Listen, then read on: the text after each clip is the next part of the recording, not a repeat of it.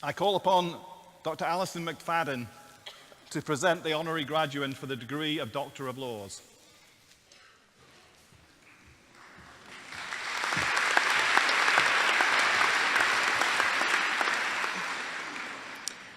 Vice-Chancellor, I have the honour to present for the degree of Doctor of Laws, honoris causa, Helen Jones.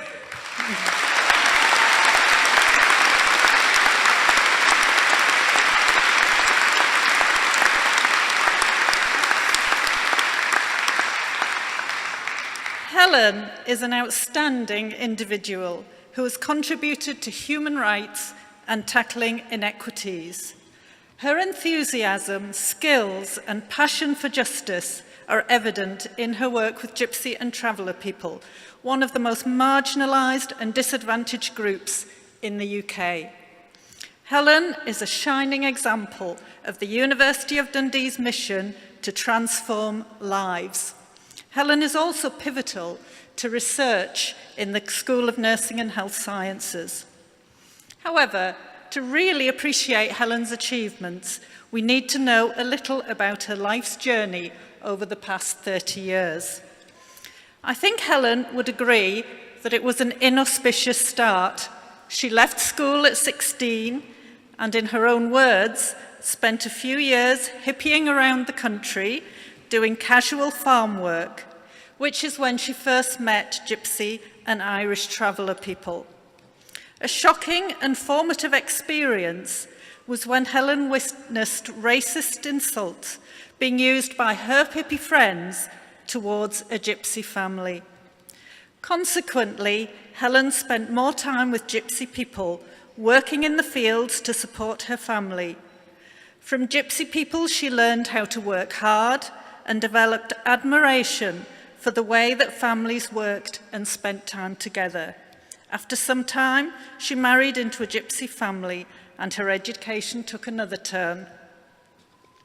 By the time Helen left the Midlands, nearly 20 years after she first went hop picking, a lot had changed for Gypsies and travellers. Travelling families were no longer welcomed as regular visitors.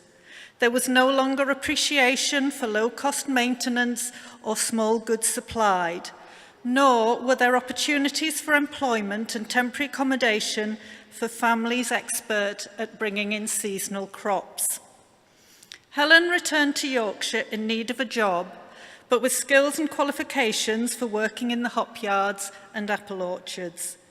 She hadn't thought that her time spent with Gypsy people would have left her with anything much other than her lovely son. But she found employment as the first worker of a new organisation for travellers in Leeds, Leeds Gypsy and Traveller Exchange, abbreviated to Leeds GATE. The organisation didn't exist. It had to be built from scratch. The irony was not lost on Helen that after many years learning from Gypsy people how to knock on other people's doors, she was now knocking on their doors. Helen used her familiarity with Gypsies and travellers, her personal integrity, to build alliances with individuals and families. Helen's respectful relationship to Gypsy people helped ensure that Leeds GATE was led by its members from the outset. Under Helen's leadership, Leeds GATE has transformed from delivering grassroots projects to becoming a nationally recognised voice and policy influencer for Gypsy and Traveller communities. It would take far too long to tell you about everything Leeds GATE has achieved under Helen's leadership, so I'm just going to mention a couple. In 2005, Leeds GATE members carried out a community census that shockingly found an average life expectancy of just 5 years, compared to the general life expectancy in Leeds of 78 years. This got the attention of the local health authority.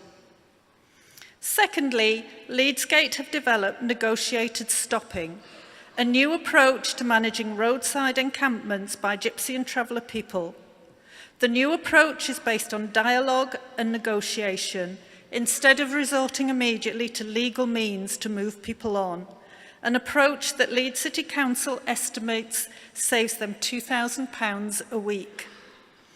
In 2016, Leeds GATE was regional winner and national runner-up in the Lloyds Bank Foundation Impact Awards for their negotiated stopping work.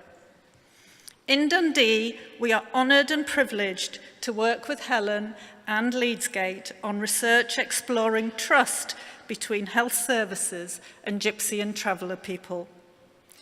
Graduands, Helen Jones is an inspirational leader and a role model for all of us who are committed to improving health and well-being and to transforming lives.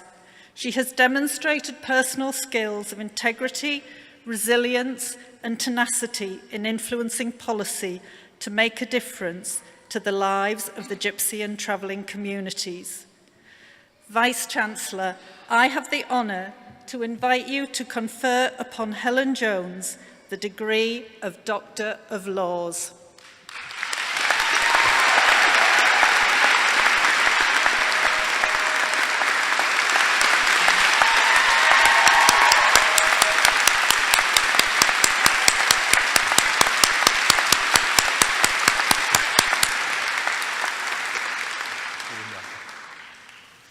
By the authority of the Senate, I confer upon you the degree of Doctor of Laws.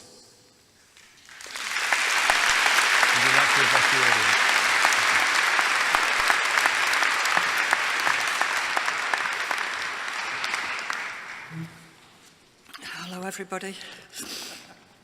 I want to congratulate all of the graduates here. The sheer volume of commitment and effort represented by this morning's ceremony is really impressive to me.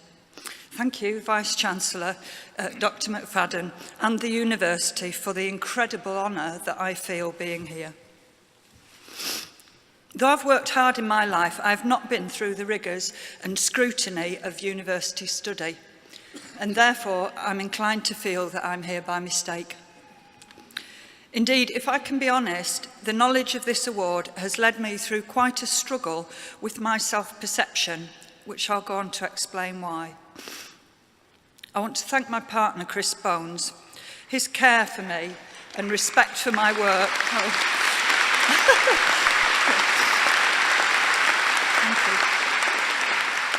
And respect for my work has undoubtedly enabled it. I need to thank my children too, not least because although my work put food on the table, the flip side of passion and commitment might be obsession and tunnel vision. And I've been privileged to work with brilliant colleagues at Leeds GATE, from whom I've learned a great deal.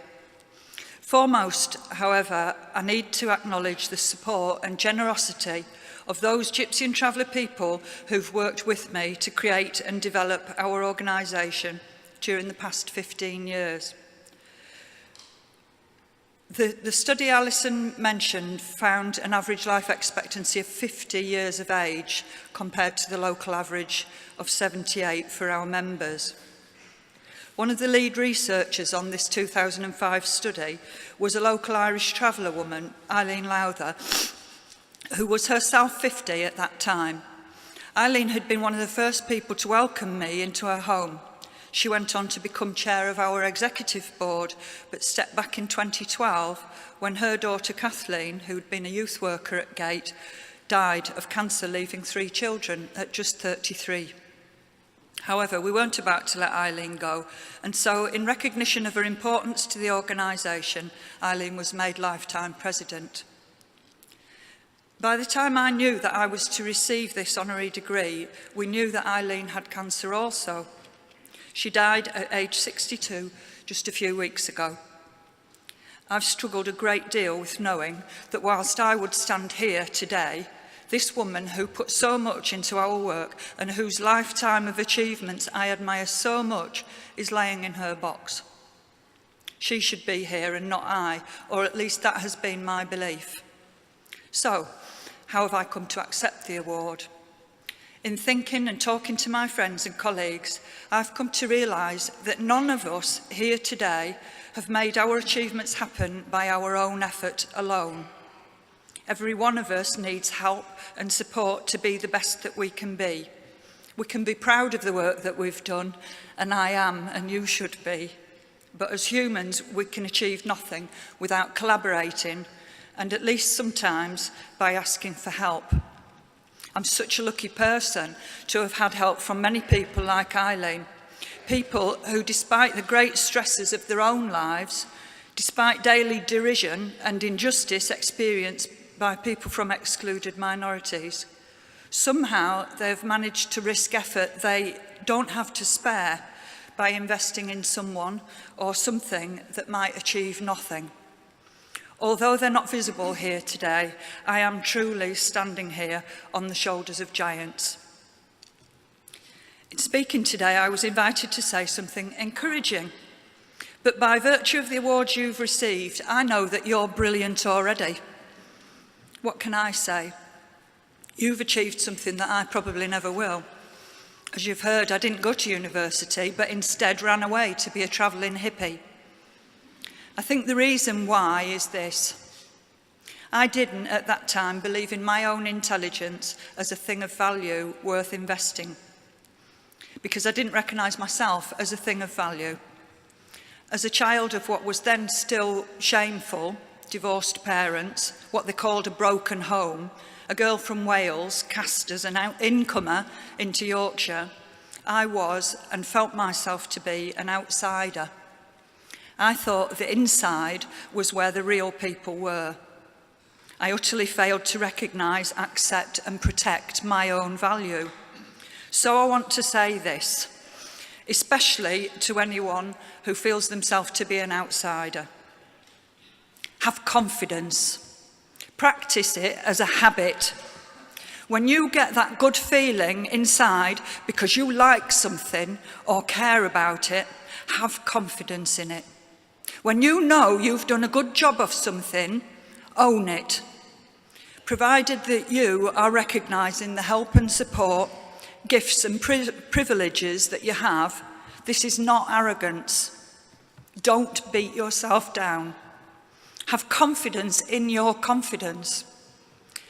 We must choose friends and mentors to help us do this. If a person doesn't value you or the things you care about, don't take it to mean that you or your work are not valuable. Take it to mean that you're in the wrong company. Stick with that good inside feeling. Have patience and be confident that the more you do your good work, like me, the right company will find you. Good luck. Thank you.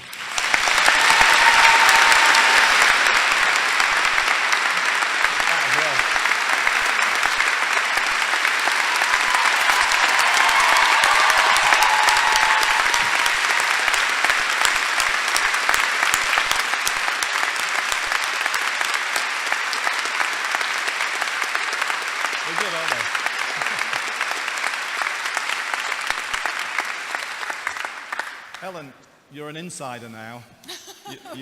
You're part of our community and we're very proud of you. Thank you. Thank you very much.